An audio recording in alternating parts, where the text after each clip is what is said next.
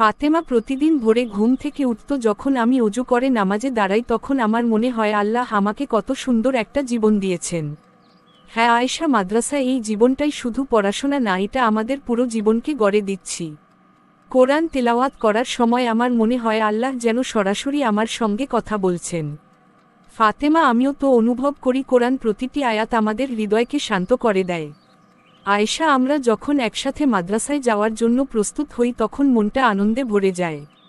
ফাতেমা, কারণ আমরা জানি সেখানে গিয়ে আমরা শুধু পড়াশোনা নয়, আদব আর আখলাকও শিখব। আয়েশা, হুজুরের দর্স শুনলে বুঝি একজন মুসলিম মেয়ের জীবন কেমন হওয়া উচিত।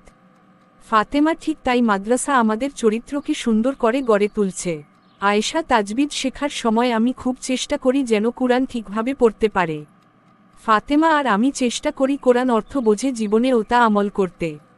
আয়েশা, বিরতির সময় আমরা যখন একসাথে বসি কথা বলি তখন মনে হয় এই বন্ধুত্বটা আল্লাহর জন্য। ফাতেমা, আল্লাহর জন্য হওয়া ও বন্ধুত্ব কখনো ভেঙে যায় না। আয়েশা, মাদ্রাসা আমাদের শেখানো হয় ভালো মানুষ হওয়া সবচেয়ে বড় ইবাদত। তাই আমরা পড়াশোনা পাশাপাশি নিজের চরিত্রকে গঠন করি। সবাই আমাদের জন্য দোয়া করবেন। এই ভিডিওটা যে বানাইছে তার জন্য দোয়া করবেন।